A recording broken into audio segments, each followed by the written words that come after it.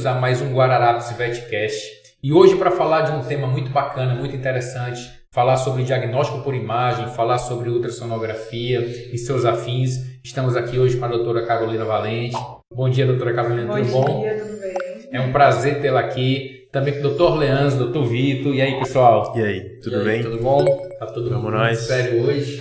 Não, claro, nunca, jamais. Nunca, jamais. Deus é mais. Não, mas tem hoje gente nervosa só, mas de resto... Hoje a gente tem que falar sobre o tema que é importantíssimo para a rotina clínica, para o nosso dia a dia. Eu acho que nenhum de nós consegue viver sem um diagnóstico Hoje não por tem imagem como. hoje. É algo que é tão presente na nossa rotina. E eu queria que você falasse um pouquinho para a gente, doutora, como é que foi o seu início, como é que foi chegar, como é que você decidiu começar a trabalhar com diagnóstico por imagem, ultrassom, como é que foi isso? Olha, eu comecei, na verdade, com patologia, né? Nada a ver. Nada a ver. Só que, assim, eu sempre gostei Fala um pouquinho mais próximo. Eu sempre gostei de observar as alterações na ótica da anatomia, né? Fui monitora com os meninos. E aí, tive aula com o professor Daniel, né? Então, gostei muito da área da patologia e fui estagiando até chegar lá na época do ESA e eu, assim, não me sentia bem com a rotina de trabalho. Dentro do laboratório. Do laboratório. Então, aquele negócio que tá no microscópio aqui, ó.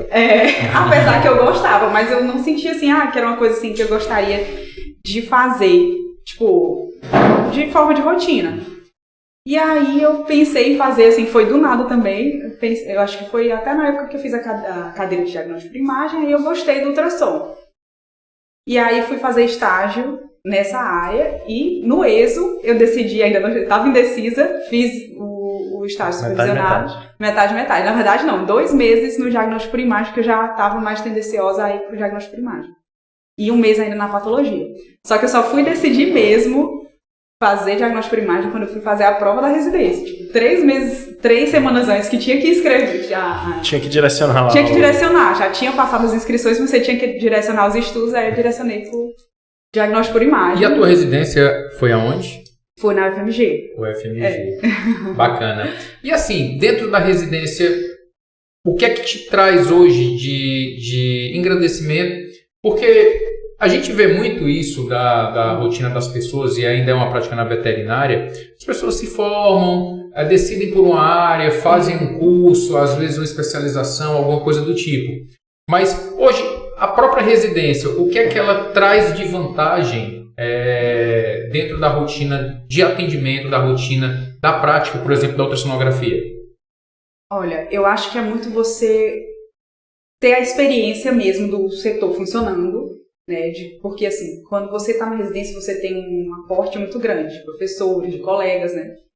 O primeiro ano de residência todo mundo nascendo naquela situação, todas as áreas têm pessoas chegando com essas mesmas inseguranças, né? Você nunca fez aquilo ali, tem pessoas que têm mais ou menos experiência com a área, dependendo do percurso que a pessoa passou, né? Por exemplo, eu só fui estagiar com diagnóstico por imagem no final. Então, assim, de repente você se vê num hospital e você tem que fazer os exames, lógico que com todo o suporte, e assim, você tem que dar conta. Teoricamente você não sabe quase nada. Exatamente, mas é até assim, entendido esse primeiro mês de residência como um processo de adaptação. Todo mundo já está acostumado a isso. Então, assim, você nota que é uma coisa que o pessoal já está habituado e esse é o processo, não é só você. E essa curva de aprendizado, obviamente, que ela vai acontecendo com o tempo. Muito íngreme, assim, no primeiro mês que você tem que aprender formas de você executar o seu trabalho com rapidez, assim, você tem que aprender a fazer o básico, né, aquele início rápido. Então você tem esse aporte dos preceptores e dos R2 para você conseguir, né, primeiro aprender a técnica. No caso lá, na UFMG, a gente tem treinamento de raio-x e ultrassom. Só que o ultrassom é realmente onde fica mais complicado, porque você tem que executar o exame com exatidão na hora. Não tem como você, depois que liberou o animal, conseguir trabalhar a imagem. Você tem que fazer mas a é imagem mais precisa. dinâmico. Tem que fazer na hora. Então, essa parte do treinamento na residência que demora, né? Assim, que o pessoal já sabe que os exames vão demorar mais nessa época, Porque o residente está aprendendo a fazer a varredura e obter aquelas imagens que vão ser necessárias para dar o diagnóstico. E tem coisas que não dá para você interpretar só por vídeo, por mais que dê para a gente fazer vídeo. Tem coisas que você precisa saber da topografia, né? Então esse é um procedimento, um passo a passo que na residência é muito legal a gente ter esse treinamento lá. Porque aí você tem uma pessoa com experiência te ajudando. Aí eu te pergunto, foram 2 anos de residência. Isso. Aí de repente você sai da residência e chega no mercado de trabalho. Qual é a diferença que você está vendo da prática, no caso da ultrassonografia, por exemplo, dentro do ambiente hospitalar universitário, para quando a gente chega na rotina do dia a dia? Muda muita coisa em termos de praticidade, em termos de diagnóstico? A vivência dentro da universidade e dentro do hospital particular muda?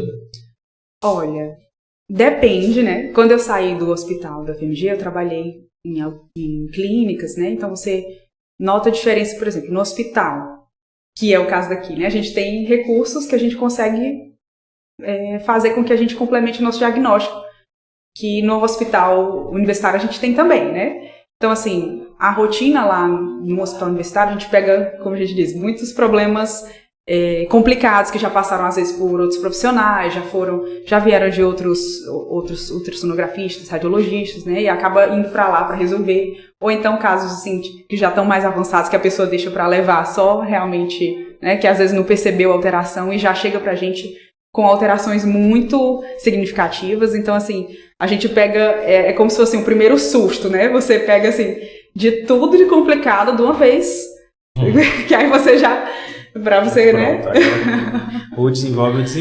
Exatamente. Geralmente os pacientes de hospital universitário, eles são, assim, um terror, né? Exatamente. A gente passa ali na fila dos pacientes esperando, assim, você olha para um lado, você já se assusta, olha para o outro, você toma outro susto maior ainda. Não chega coisa simples. Não chega. Não chega coisa simples. Então, assim, é interessante isso para o aprendizado, né? E, assim, então, depende muito da rotina de cada hospital. A gente sabe que nos hospitais particulares e clínicas, acaba que a gente tem uma rotina, mais ou menos, né? Tem um hospital que costuma ter casos mais complicados, outros são atendimentos mais simples, né? Que aí tenho colegas volantes, por exemplo, que vão fazer exames em determinadas clínicas, a gente já sabe, assim, que geralmente aqueles pacientes de lá é mais um acompanhamento, são pacientes que não têm tanta alteração, mas eu acho que muda mais da rotina de cada hospital. O que é bacana, que você tocou num ponto legal, essa questão da complementação.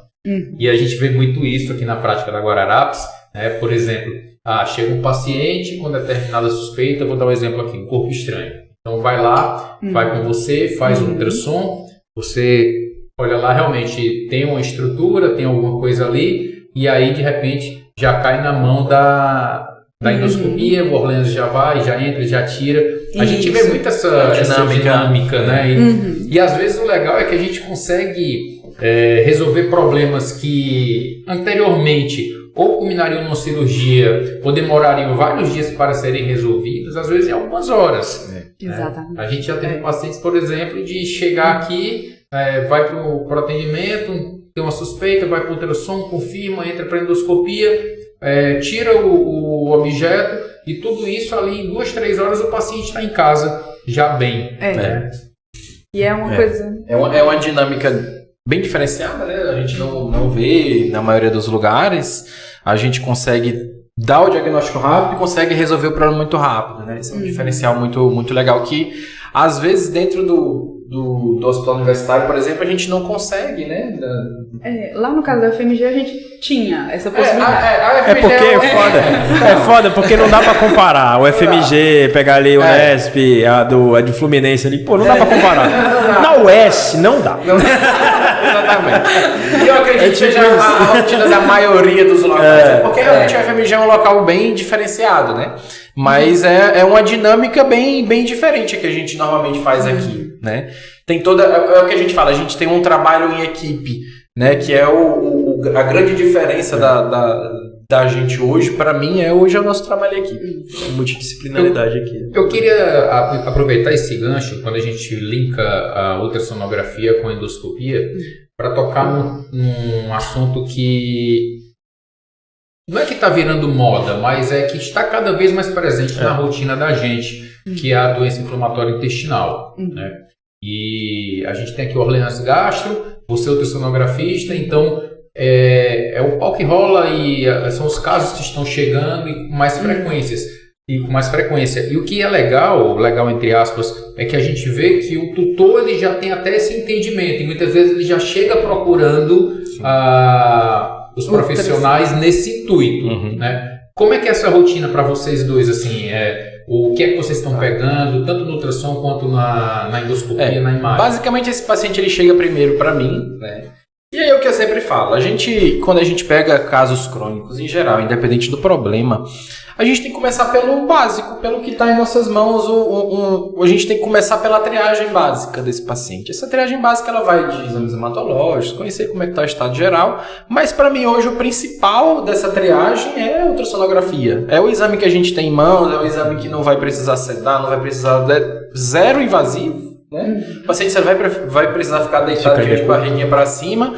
Jejum. E aí o ultrassonografista ele vai trazer informações extremamente pertinentes, né? Informações assim que parecem ser muito básicas, mas que vão determinar o decorrer do tratamento. Por exemplo, eu tenho uma certa suspeita, o paciente ele tem o suspeito que ele tem um processo inflamatório na região mais proximal de trato gastrointestinal, vai para a ultrassonografia, ela me confirma isso ou não, e isso vai definir, por exemplo, que tipo de abordagem endoscópica a gente pode fazer, se é uma endoscopia digestiva alta, se é uma endoscopia digestiva baixa. Então a gente tem que começar pelo primeiro passo, e geralmente esse primeiro passo que a gente dá é na ultrassonografia. E o que a gente encontra de alteração na ultrassonografia? Olha, a gente pode não encontrar, né, dependendo do caso. Que é importante saber, isso, exatamente. Né? Porque as pessoas às vezes chegam com, vamos pro ultrassom, né, já quer pular uma etapa, vamos pro ultrassom pra gente já ver se tem. Ou às vezes nem, por exemplo, estabiliza o paciente, às vezes o paciente não tem condição, né, de fazer ultrassom, e já vai. Ou então, por exemplo, às vezes dá pra aguardar pra fazer um jejum, pra fazer ali... Um exame de melhor qualidade. Exatamente. Às vezes dá tempo e a pessoa já tipo assim... Fica naquela pressa, né? É bom ter ultrassom na clínica, mas ao mesmo tempo, quando tem a pessoa, às vezes pula algumas etapas, né? Mas a gente pode não ser visto nada, não descarta. Eu já fiz exames, por exemplo, paciente com gastrite que a gente não via no ultrassom, mas aí quando vai pra endoscopia, você vê várias alterações a níveis de superfície ali da mucosa, que ali a gente não vai ter uma definição muito boa, né? Tem que entender que o exame tem suas limitações. Exatamente. Também, né? E aí a gente pode ver espessamento em relação ao intestino, pode ver espessamento de alça, pode ver alteração da estratificação ali das camadas, pode ver alteração também, às vezes eu vejo muitas vezes só alteração do conteúdo, né? Aí eu falo, por exemplo... Motilidade. Exatamente, motilidade. Às vezes o intestino delgado, por exemplo, ele tem um conteúdo mais pastoso. Às vezes ele está com conteúdo mais planecóico, que não é comum de estar todas as alças ali com aquele padrão. Então ali me sugere alteração, né? Nem sempre só o espessamento, ele não é só o espessamento da alça que vai indicar se tem ou não processo inflamatório, né?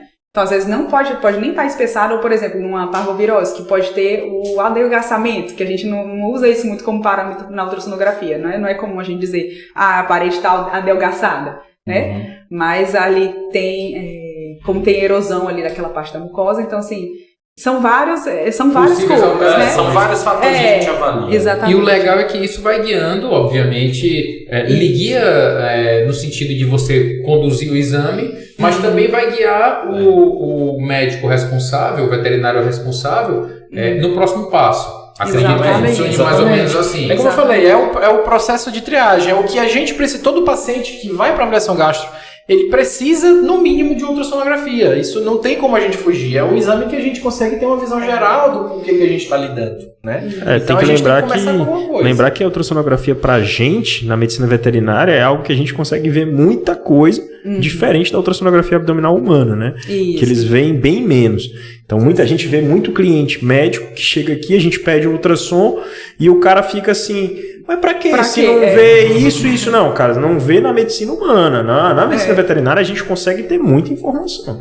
Já aconteceu. Isso é extremamente interessante. Mas tocando nesse ponto, é interessante a gente abrir aqui o leque do que a ultrassonografia ela pode proporcionar dentro do diagnóstico clínico, do diagnóstico para a medicina veterinária. Por exemplo, a gente falou aqui de trato gastrointestinal, né? Então tem várias doenças gastrointestinais, alterações renais, neoformações e o que mais? Outros órgãos, outras situações, outros segmentos. O que é que a gente pode avaliar com o ultrassom? Além do abdômen, a gente pode ter a possibilidade de exames cervicais, que a gente faz tanto para avaliação de tireoide, então se o clínico percebe alguma massa, né, a gente vai procurar identificar se essa massa vem de tireoide, linfonodo, né, outras alterações assim, né.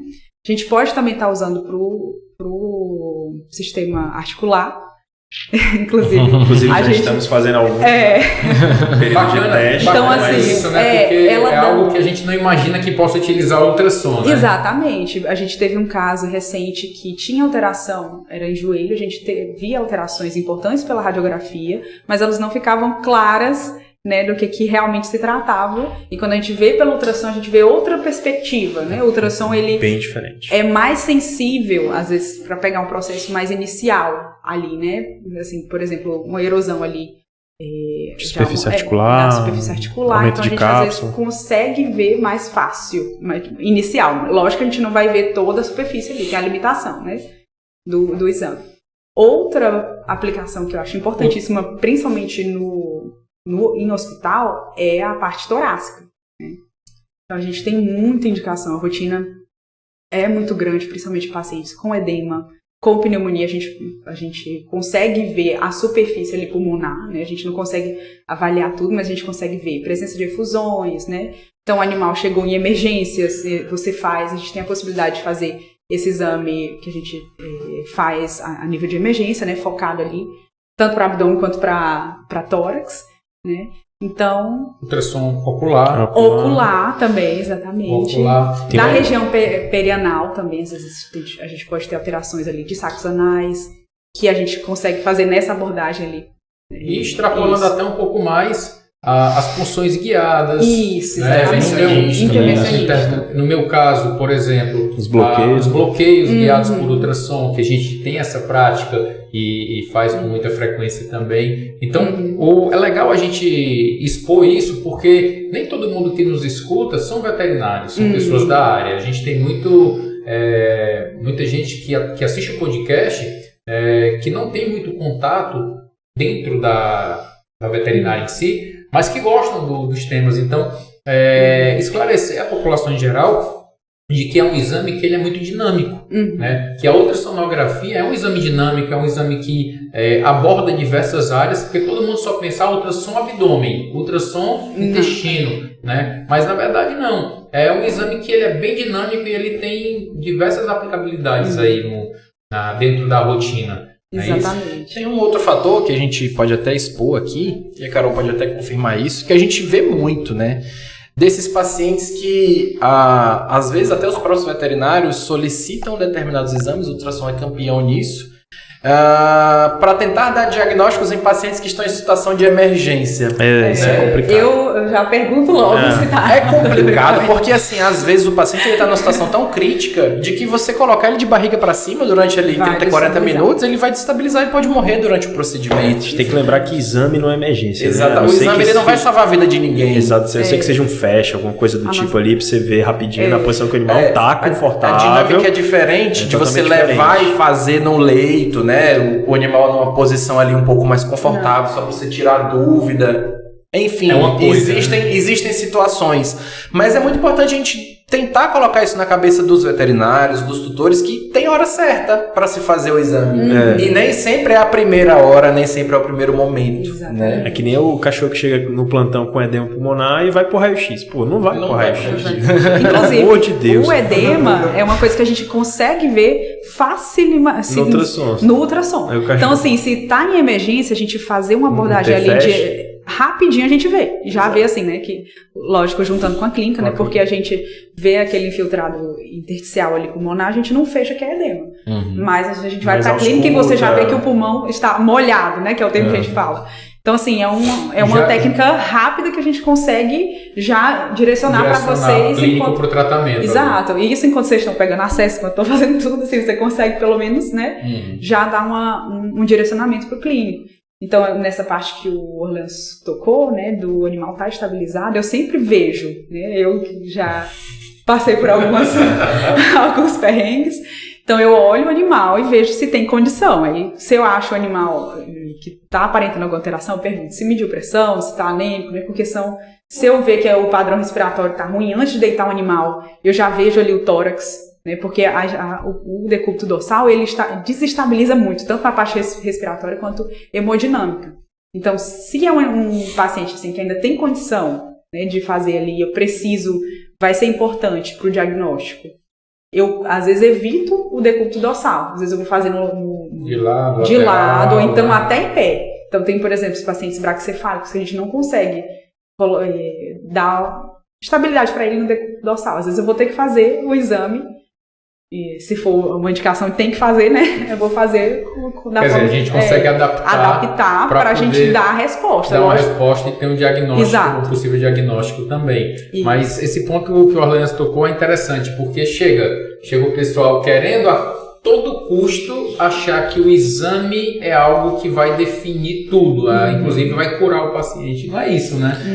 Na verdade, ele é um adjuvante ali para ajudar a tecer uma terapêutica adequada e não vai tirar da emergência, isso é importante. Quem vai tirar da emergência é o intensivista, né? O cara que vai estar à frente do caso, não é o exame que vai fazer a diferença nesse momento. Né? Por exemplo, no caso de hemoabdômen, o animal foi atropelado, aí você vai fazer a técnica FAST, né? Que não é o FAST, não quer dizer que é rápido. É para ser lógico, é uma avaliação rápida, concisa, mas assim, não quer... Mas precisa... Exatamente, mas é focado para trauma, né? Ou monitoramento. Onde vão ser avaliados alguns pontos específicos para você ver se vai precisar de... Vai precisar de uma intervenção mais específica. Exato. Então, assim, nesse caso, você tem que, digamos, vai mudar a abordagem, né? É engraçado isso, quando a gente fala do ultrassom e das tendências, né? Antigamente, por exemplo, não se falava do ultrassom na emergência. Hoje já se fala abertamente e, na verdade, é imprescindível. Você ter uma emergência e não ter ultrassom. Não tem como você trabalhar com emergência sem ter o ultrassom.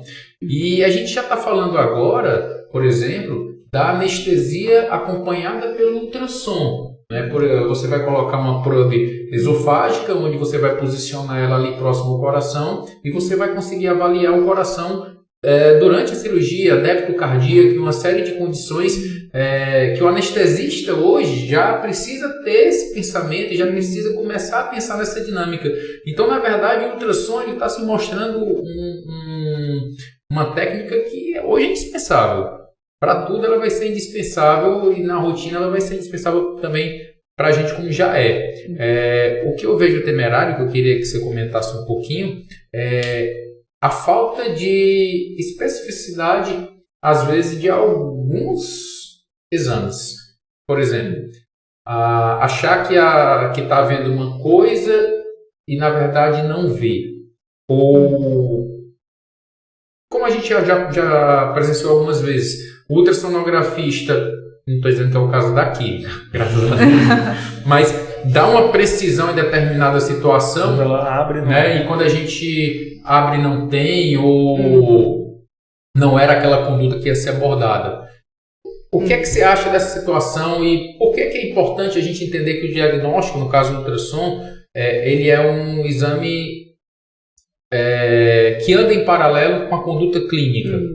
Né? Olha, o ultrassom, ele é uma formação de imagem a partir de ondas sonoras, que ela é um retrato não fidedigno da realidade, né? Então você vai ter uma imagem ali que ela é produzida pelas ondas sonoras, mas que às vezes pode lhe dar uma falsa impressão de alguma coisa, e aí vai a experiência do profissional e o treinamento, porque ele tem que saber interpretar, exatamente. E tem coisas que, por mais que a pessoa tenha experiência, tem coisas ainda que está passível pela técnica, né, da gente não conseguir ver, né? Ou então, assim, o profissional, por isso que eu acho muito importante, o que eu mais gosto na parte da ultrassonografia é o contato com o clínico, que a gente tem a possibilidade de discutir além do laudo, né? Porque o laudo ali, a gente vai deixar registrado tudo que a gente viu, mas esse bate-papo com o clínico, essa discussão, para mim é primordial. Então, a gente consegue,